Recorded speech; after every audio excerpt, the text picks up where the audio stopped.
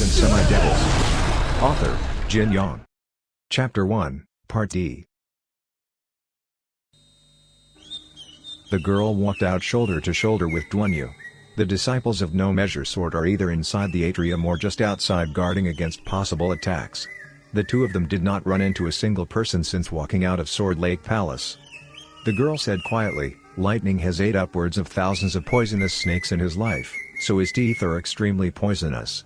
That old man that just got bit should have immediately chopped his arm off. If he waits just a couple of hours more, he would die within 8 days." Duanyu turned to her and asked, "But you said all he needed to do was drink a big bowl of soup made from Heaven's Link?" The girl let out a little laugh and answered, "I was just messing with them. If I don't, would they have let us out?" Duanyu was quite taken aback by this. "Wait here for me for a moment while I go back and tell him." The girl pulled him back. "Dummy, if you go back and tell them, do you think they would let us live? Lightning is really something, but he and I can't hold them off if they all came at us. You said it yourself, melon seeds we eat together, sword blades we take on together. I can't just run away by myself and leave you here to die." Duanyu scratched his head. "Then why don't you just give him some cure?" The young girl replied, "Hey, what's with all the fuss? They hit you and you are still this nice to them?" Duanyu raised his hand and felt his cheek. He replied, "It was only one slap, and it stopped hurting a long time ago, so what's the point in remembering it? Pity the person that hit me died." Mencius read, "A compassionate heart is the epitome of humanity. Buddha taught, save one human life is better than the 7th level of enlightenment." Although Mr. Zuo was very malicious, he was still very polite towards you. That young girl let out a cute little laugh before replying, "At that time I had something that he wanted, of course he is going to be polite to me. I know you are talking for him so I can give him the cure, but I really don't have it. Only my dad has the cure. Besides, soon there won't be a dog left of No Measure Sword after Divine Farmer clan gets through with them. By the time I get the cure from my dad and return, that Zuo's emu's head won't be attached to his neck anymore. At that point, I'm afraid it won't make much of a difference whether or not he is poisoned." Duanyu shook his head a bit, but decided to stop talking about the cure. The moon has just risen. Under the moonlight, Duanyu notices that the young girl's face, which is white with faint signs of red, is even more tender and enchanting. He had to ask, "You couldn't tell your name to that old man with a beard, but can you tell me?" The young girl smiled and answered, "My surname is Zhang. My mom and dad call me simply Ling so you can call me that too if you want to. Let's go sit down over there on the hillside.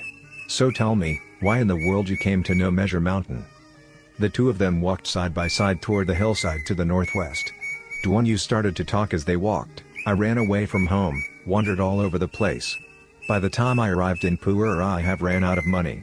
I heard from people there that a Mr. Ma Wuda is very good to guests and visitors, so I went to visit him to get a couple of free meals.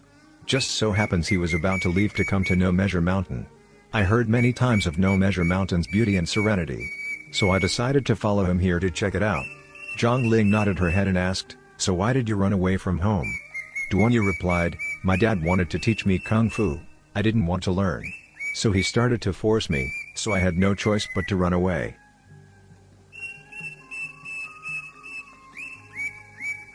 Zhang Ling stared at him in disbelief, sizing him up over and again. Still not quite believing him, she asked, "Why don't you want to learn Kung Fu? Don't want to put in the hard work?" Duanyu replied, "I don't care about putting in the hard work. It just doesn't make any sense in my head to learn it. So I disobeyed my dad, so my dad got mad and got in an argument again with my mom." Zhang Ling smiled, "Your mom is always taking your side and argues with your dad, right?" Duanyu answered, "Of course." Zhang Ling sighed, "My mom is the same." She stared toward the west spellbound, as if looking at something very far away. After a long while, she asked, "Why doesn't it make sense to you?" Duanyu replied, "I have been studying Buddhism since I was a kid. Dad even hired a teacher to come and teach me the 4 books and the 5 classics, as well as poetry, lyrics, songs, and prose. He also invited a very wise monk to come and teach me Buddhist scriptures. For the last 10 years, I have been taught that a follower of Confucianism should have a merciful heart, pushing himself to help others. In addition, a disciple of Buddha must not kill nor rage but should be merciful and benevolent in mind and action. Suddenly my dad wanted me to learn Kung Fu, to learn how to beat and kill people. Naturally, I felt it was wrong and didn't listen. My dad and I debated and argued about this for 3 days and I still won't listen. He had many of scripture quotes remembered wrong, and some of his interpretations were off too. Note, the 4 books are the Great Doctrine, the Doctrine of the Mean, the Analects of Confucius, and Mencius. The 5 classics are the Book of Songs, the Book of History, the Book of Changes, the Book of Rites, and the Spring and Autumn Annals.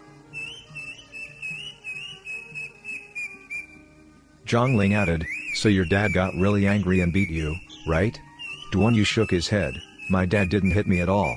He just merely hit 2 pressure points on my body and in an instant it felt like there are thousands and thousands of ants and mosquitoes biting down on me."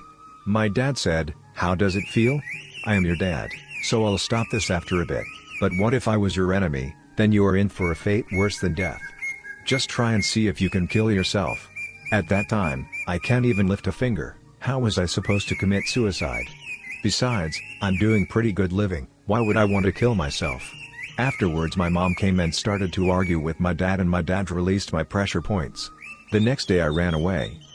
Zhongling listened to all of this in disbelief. Suddenly she said rather loudly, "Your dad knows how to hit pressure points, not only that but it's also one of the top kung fus in the world. Did he just stab somewhere on your body with one finger and then you couldn't move and felt numb and itchy all over?" Duan Yu answered, "Yeah, what's so strange about that?" Zhongling's face is just full of shock and disbelief. "You asked me what's so strange about that? You actually asked me what's so strange about that? People would be willing to kowtow to your dad 10,000 times and beg for 10 or 20 years just to learn a fraction of your dad's pressure point hitting kung fu.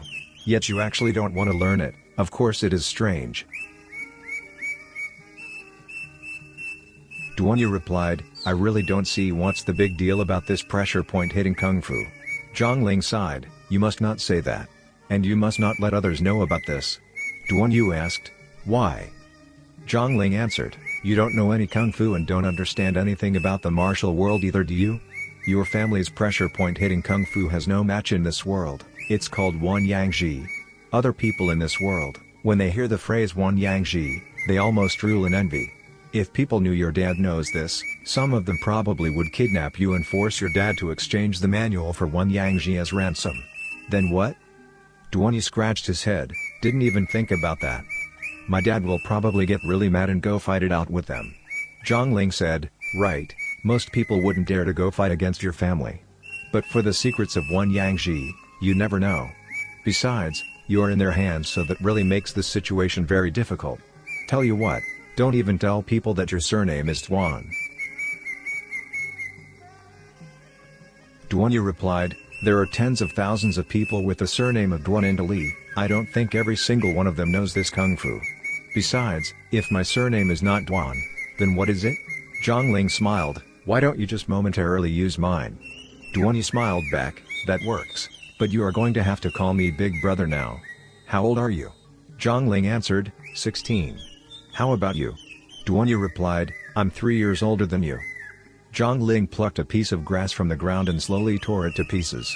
Suddenly she shook her head and said, "You actually turned down learning Wan Yang Ji. I still can't believe that. You are lying to me, aren't you?" Duan Yu laughed at that a bit, and replied, "You make it sound so marvelous and wonderful, but can it feed you and help you make a living? I say that your Martin of yours, Lightning, is a lot more formidable. I just don't like the fact that he can kill with just merely a bite." Zhongling sighed, "If he can't kill with just a bite, then what good is he for?" Duan Yu replied, "You are such a young girl, why are you thinking about killing and fighting all the time?" Zhongling asked, "You really don't get it? Or are you just pulling my leg?" Duan Yu answered with a question of his own, "What do you mean?" Zhongling pointed to the east, "Look over there." Duan Yu looked over and sees about 10 or so clouds of greenish smoke coming from halfway up the mountain that she was pointing to. But he can't really figure out what that means. Zhongling continued, "You don't want to kill others. But others want to kill you. You aren't going to just hand them your head on a platter, are you? That smoke is coming from Divine Farmer clan preparing their poison, which will soon be used against No Measure Sword. I don't want to get involved with this mess, let's try and get away from here." Duan Yu shook the fan in his hand. This kind of fighting and quarreling in the martial world is getting more and more out of hand. Somebody in No Measure Sword killed someone in Divine Farmer clan, but now Divine Farmer clan got Rong Ziju and Gong Guangjia, an eye for an eye. I say they are about even. Even if there are some injustice, they should go to the local magistrate and let them handle it, not just go out and kill. Does Ardali not have laws anymore? Zhongling clicked her tongue 3 times and a bit of disdain and scorn shone up on her face. She replied, "From what you say, you would think that you are a relative of the king or some big-shot official or something. We normal people aren't going to listen to that." She looked up at the sky for a bit, pointed to the southwest, and whispered, "We'll wait until the moon goes behind a cloud, then we'll sneak out in that direction. I don't think the Divine Farmer clan will catch us if we do that." Duanyu replied, "No. I'm going to go talk to their leader and tell him not to kill people just because he wants to." Some pity surfaced in Zhongling's eyes. "Big brother, you really don't understand how things work, do you? Divine Farmer clan is dark, evil, and mean. They are very good at using poison. You just saw how they killed 2 people back there. Let's not cause more trouble and get out of here." Duanyu answered, "No. I'm going to have to get involved in this. If you are afraid, then just wait here for me." He stood up and started walking to the east. Zhongling waited until he has walked 10 yards or so, then she suddenly chased up to him, her right hand coming out aiming for his shoulder. Duanyu heard the footsteps and was just about to turn around when she grabbed his right shoulder. Zhongling followed with a slight hook with her leg. Duanyu couldn't keep his balance and fell straight forward, his nose smashed against a rock and started to bleed. He hurriedly stood back up and angrily asked, "What the hell was that for? Damn, that hurts." Zhongling said, "I wanted to see once and for all whether you really don't know any kung fu or just pretending. I was doing this for your own good." Duanyu replied with some indignation, "What's so good about it?" He wiped his nose with his hand. Immediately his hand was covered in blood. Some blood fell onto his chest and caused a couple of red spots on his shirt. He really wasn't that hurt, but seeing so much blood come out, he couldn't help but to start muttering, "Ouch! Ouch!" Zhongling is starting to get a little worried as well. She quickly took out her handkerchief and tried to wipe some of the blood off. Duanyu is still mad at her, so he tried to push her away, saying, "Get away from me, who needs your sympathy?" He doesn't know any kung fu and his moves have no coordination. So as he naturally tried to push her away, his palm headed straight toward her chest. Zhongling just reacted and naturally grabbed his wrist, borrowed the force of his push, led his move by her, and added a little push of her own at the end, all in one motion. Duanyu had no chance and fell over again. This time he banged his head against a rock and fainted.